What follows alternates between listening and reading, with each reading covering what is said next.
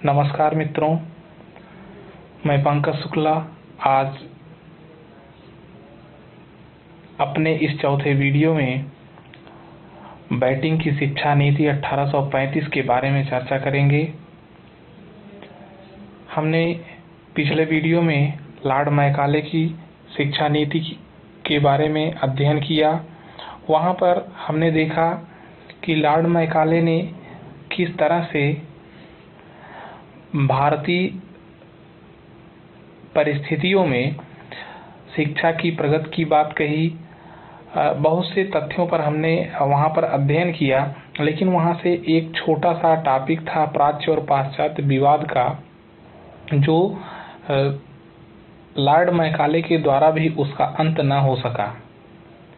इस पर जिस समय गवर्नर जनरल विलियम बेंटिंक को 2 फरवरी 1835 को मैकाले का विवरण पत्र प्राप्त होता है, तो उस पर लॉर्ड विलियम बेंटिंक गंभीरता से विचार करते हुए उनके सुझावों को स्वीकार किया और 7 मार्च 1835 को ब्रिटिश सरकार ने अपनी नई शिक्षा नीति की घोषणा कर दी, जिसका मुख्य उद्देश्य जो था वह आपको यहाँ से देखने को मिलेगा। शिक्षा के लिए निर्धारित धनराशि का सर्वोत्कृष्ट प्रयोग केवल अंग्रेजी शिक्षा के लिए ही किया जा सकेगा। सिर्फ अंग्रेजी शिक्षा के लिए ही, वह शिक्षा के लिए जितनी निर्धारित धनराशि है उसमें अधिक से अधिक धनराशि का प्रयोग अंग्रेजी शिक्षा के लिए किया जा सकेगा। इस तरह की नीति जो है वह बेंटिंक की शिक्षा नीति में भी थी, और यही चीजें हमें देखने को मिला लॉर्ड मैकाले, जिसे भारत में अंग्रेजी शिक्षा का अग्रदूत माना जाता है, वह भी अंग्रेजी शिक्षा के पक्ष में था।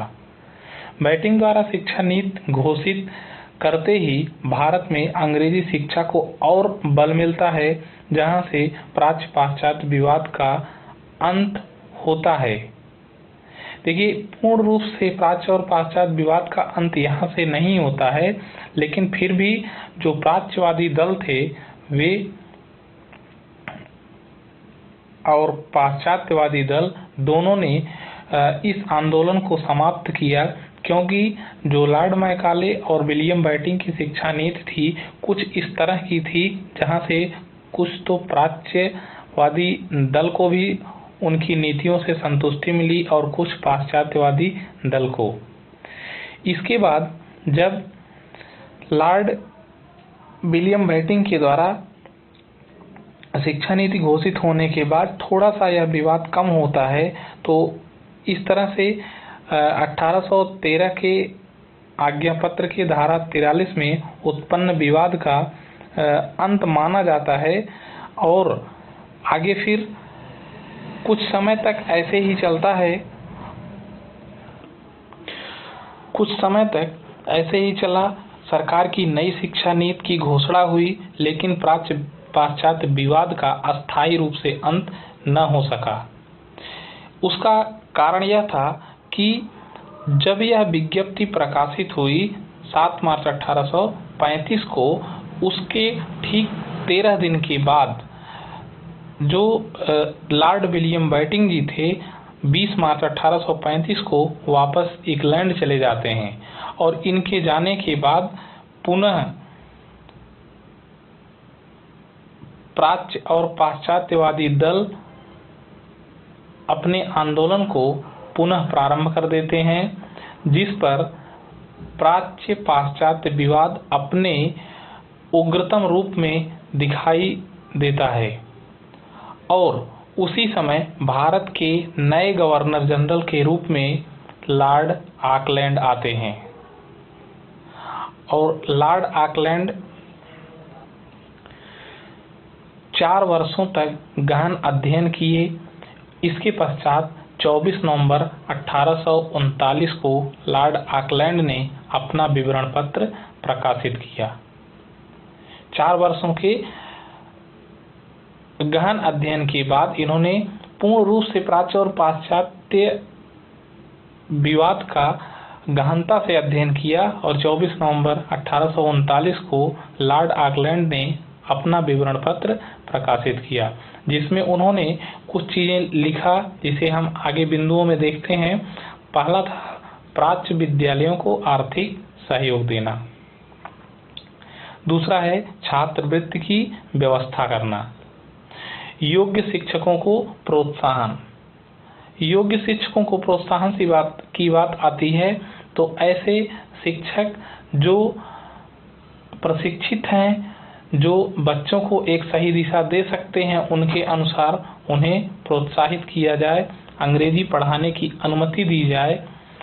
प्राच्य साहित्य व पाठ्य पुस्तकों के प्रकाशन हेतु 31,000 रुपये अधिक प्रदान किए।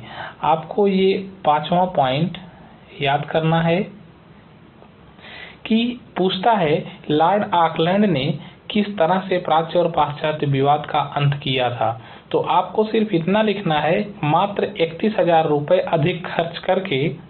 अधिक व्यय करके लॉर्ड ऑकलैंड ने प्राच्य और पाश्चात्य विवाद का अस्थायी रूप से अंत कर दिया था। ठीक, अगला पॉइंट, प्राच्य विषयों के शिक्षण में पूर्णतः सक्षम देसी विद्यालयों को अंग्रेजी की कक्षाएं प्रारंभ करने की अनुमति दी जाए। और इसके संदर्भ में जो हमने अभी आपको 5वां पॉइंट बताया इम्पोर्टेंट है, उसके संदर्भ में डॉक्टर S.N. मुखर्जी ने लिखा है कि लॉर्ड ऑकलैंड को इस बात का अभिमान था कि उसने 31,000 रुपये प्रति वर्ष की मामूली धनराशि व्यय करके प्राच्य पाश्चात्य विवाद का अंत कर दिया। ये चीजें हैं। कथन कभी कभी पूछता है किसने कहा है, तो आप S.N. मुखर्जी को याद करिए, या फिर इस कथन को यदि याद रखेंगे तो आपका यहाँ से कई पॉइंट बन जाता है। 31,000 रुपये अधिक का जो है वह व्यय किया था, जहाँ से प्राच्य और पाश्चात्य विवाद का अंत हुआ था। तो आज हमने पढ़ा लॉर्ड विलियम बैटिंग और लॉर्ड ऑकलैंड का शिक्षा में योगदान। बस आज के लिए इतना ही। आप लोग अच्छे ढंग से पढ़ते रहिए और